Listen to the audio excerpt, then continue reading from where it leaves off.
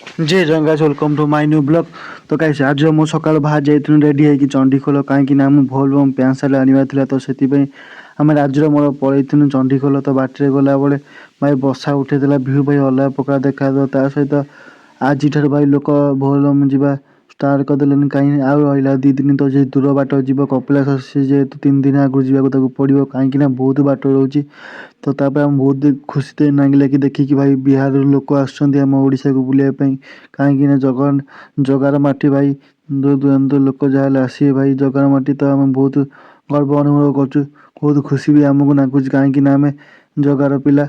तो तापर आम जा चंडीखोल मार्केट में पहुँची जाइए से भितर तो दुकान भर गलु भाई प्रबल भिड़ पैंट सार्ट आने लोक एत जोर होता जे कहीं भोलबम रहा 2 दिन तो से आम पलि आसनु गोखनेश्वर। तो से बुलाबुली करदे बाहर जाइए घर को। तापर सन्ध्या पर आम पलैथुनु कान्हा को आने कहीं कान्हा आम पलि आस भोलबम जीव बोली। तो से कान्हा को आम नहीं आसी आम पलैथुनु आम चिन्हा थी बंकाई पाक पलैथुनु।